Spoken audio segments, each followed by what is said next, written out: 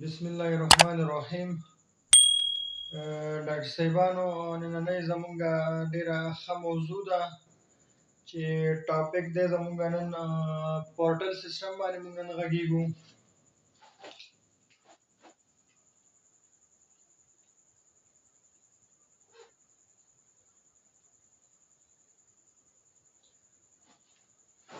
دوستانو، پورټل سیستم مونږ زیاتره اورو په زیاتره درسونو کې مونږ مخې ته ډیر راځي دا پورټل سیستم باره کې، خو زیاتره ډاکټر صاحبان ورته ډیر کنفیوز وي، صحیح ماغزه یې پرې نه خلاصېږي.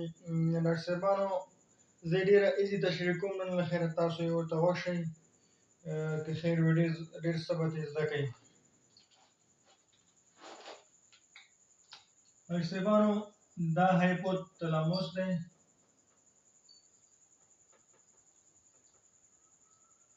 دا انفنډبولم دی، دا posterior lobe of pituitary دی، دا anterior lobe دی،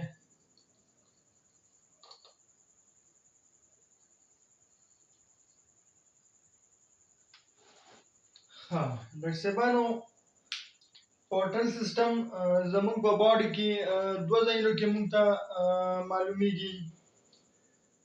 دوه ځایونو کې د انسان په باډي کې ملاویږي موږ ته دا پورټل سیستم، چې یو یې دی موږ سره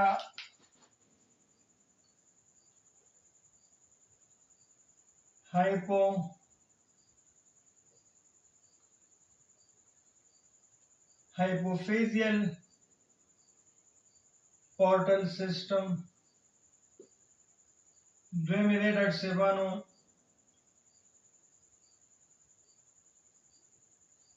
hepatic portal system. ډاکټر صاحبانو، اول درته hypophyseal portal system تشریح کوم چې په هایپوتلاموس کې دا میکانیزم سرته رسیږي، چې تاسو ته دا میکانیزم تشریح کوم انشاءالله چې ډېر څه به ترې زده کوئ. ډاکټر صاحبانو، دغه موږ سره دي، فرض کې دا موږ سره نیورون دي. ډاکټر صاحبانو،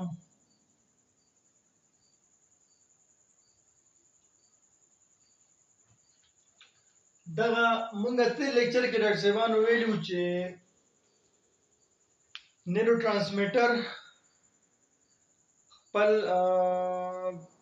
نرو سیستم څخه نیورو ټرانسمیټر افرازېږي، خو شرط به یې دا وي چې مونږ ورته ځکه نیورو ټرانسمیټر وایو چې د دوه ساینپسونو په منځ کې به دا سیګریټ کېږي، خو چې کله هغه خپل هارمون یا هغه نیورو ټرانسمیټر په بلډ کې افراز شي، نو بیا ورته مونږ څه وایو؟ هارمون ورته وایو. دغه نیورون دي ډاکټر صاحبانو، دا هارمون دا د هایپوتلاموس حجرات دي. صحیح شو ډاکټر صاحبانو؟ کله چې هم دا هارمون سیکریټ کوي ډاکټر صاحبانو، دا ډایرکټ خو نشي تللی د انټیریور لوب ته، که نه؟ دا هارمونز باید دا ریلیزینګ هارمون دی او انهبیټري هارمون دی، څه چې د هایپوتلاموس خوښه یو هماغه هارمون به دا سیکریټ کوي او انټیریور لوب ته به یې لیږي. اوس دا تاسو فرض وکړئ دا ریلیزینګ هارمون دی، نو دا به څنګه راځي د انټیریور لوب ته چې دا سټیمولیټ شي او مخکې نور چې کوم انټیریور لوب سټیمولیټینګ وکړي، په نور ګلینډز باندې خپل تاثیر وښیي. نو دغه چې کوم هارمون دی ډاکټر صاحبانو، د هر حجراتو ته هر سیل ته چې کله هم بلډ راځي، د آرټري څخه راځي ورته. صحیح شو ډاکټر صاحبانو؟ په آرټري کې همیشه دپاره اکسیجنیټډ بلډ وي. دا آرټري راغله ډاکټر صاحبانو، په کیپیلریز بدله شوله، دلته دې سیل ته اکسیجن ورکړل، تغذیه ورکړله، همدغه چې کوم دا هارمون دی دا راځي دلته ځان دې کیپیلریز ته رسوي، او دلته چې کله د آرټریز چې کوم خپله سپلای ورکړله د اکسیجن، نو دلته خو بیا اکسیجن کې دی آرټي کې خو بیا ډي اکسیجنیټډ بلډ شو، اکسیجن خو الریډي ختم شو. دې څخه بعد چې دی ډاکټر صاحبانو دا په وین باندې بدلیږي، دا وین په کیپیلریز باندې بدلیږي او دغه هارمون چې دا راځي د رګونو ته راځي او دا نارمل چې کوم سیستم دی هغه داسې کېږي چې همدغه چې کوم ډیکسینیټډ بلډ دی دا اوس دی هارت ته که نه انفیریر وینا کیوا هلته جوړوي. نو اوس چون دلته دا هارمونز راغلله نو دې رګ کې خو اوس هارمون دي موږ سره وین کې، نو هارمون چې اوس دی هلته هارت ته نو دا ډایلوټ کېږي، هغه تاثیر یې ختمېږي. نو د دې د وجې نه ډاکټر صاحبانو په دې کې موږ سره هلته پورټل سیسټم دی، هایپوفیزیل پورټل سیسټم ورته موږ وایو، کوم چې زموږ باډي کې په دوه ځایونو کې دی، یو هیپاټیک پورټل سیسټم دی، یو هایپوفیزیل دی. نو دې ځای کې موږ سره هایپوفیزیل پورټل سیسټم میکانیزم اپلای کېږي او دغه هارمونز راځي دلته او دا چې کوم نارمل دغه دی دا باید لاړ شي هارت ته، خو نه هارت ته نه ځي، دا راځي دغې انټیریر لوب ته راځي، داسې د حجراتو څخه تاویږي او دغه هارمون دلته راوړي.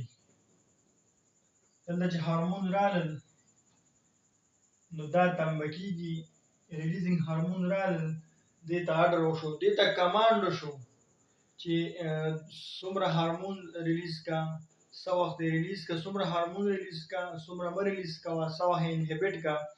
نو که اوس چېرته هارمون ریلیز کول وي هلته ریلیزینګ هارمون راځي د هایپوتلاموس څخه د پیچوټري ګلینډ ته.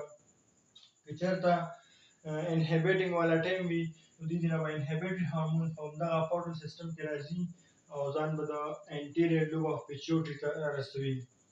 صاحبانو دغه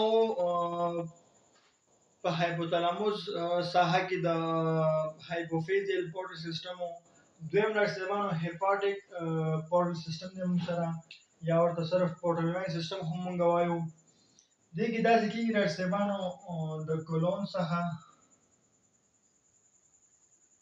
د سپلین څخه، ګال بلډر څخه چې کومه وینه ده بلډ دی هغه یوه عضوه ده که نه ډاکټر صاحبانو، دا یو عضوه شو، یو ارګین شو، د دې څخه بلډ چې دی دا باید ډایرکټ لاړ شي هارت ته.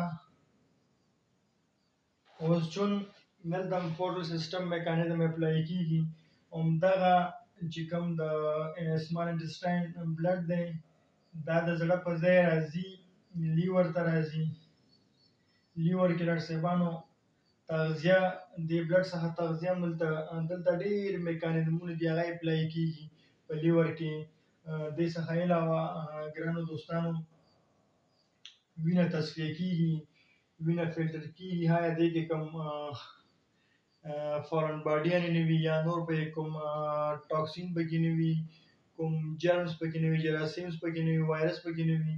دلته په لیور کې دا ټول میکانیزمونه اپلای کېږي، بلډ صفا کېږي، بیا تر هغې د دې څخه بعد بیا ځي هارت ته ځان رسوي، بیا د هیپاټیک وین په ذریعه ځي هارت ته، انفیریر وینا کیوا ته ځان رسوي.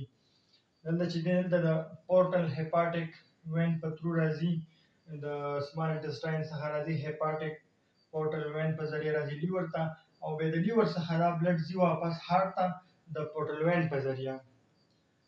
ډاکټر صاحبانو دلته چې د سمال انټسټاین څخه کوم بلډ راځي دا بلډ د دې لیور اکسیجن د لیور د ټیشو ته اکسیجن نه سپلای کوي، د دې لیور د اکسیجن ضرورت نه پوره کېږي د دې بلډ څخه. نو دې ته بیا د هیپاټیک آرټري په تھرو چې دی ډاکټر صاحبانو بلډ ملاویږي. ډاکټر صاحبانو موږ سره دوه ځایه کې دا سیسټم دی، یو هایپوفیزیل پورټل سیسټم دی، یو هیپاټیک پورټل سیسټم دی. دا خو ما ډېر ایزي تشریح کړو ډاکټر صاحبانو، انشاءالله چې دې کې به یو بل لیکچر هم وي او ډاکټر صاحبانو په دې هیله چې یو څه مو زده کړي وي. ډاکټر صاحبانو یو ځل بیا تاسو ته زه تعریف کوم د پورټل سیسټم. پورټل سیسټم ډاکټر صاحبانو هغه سیسټم دی په کوم کې چې د یو عضوې بلډ د هارت په ځای چې هلته لاړ شي ډایرکټ ځي بل ارګین ته، د یو ارګین بلډ باید د ارګین بلډ لاړ شي ډایرکټ هارت ته، د هارت په ځای هغه یو ارګین څخه بل ارګین ته، او دا سیستم په ټول باډي کې په دوه ځای کې دی، یو په دغه نیرو هایپوفیزیل سیستم دی او بل چې دی موږ سره هیپاټیک پورټل سیستم دی. ارسبانو هیله ده چې دا ویډیو مو خوښ شوی وي، دا لیکچر مو خوښ شوی او څه مو زده کړي وي. الله مو مل شه.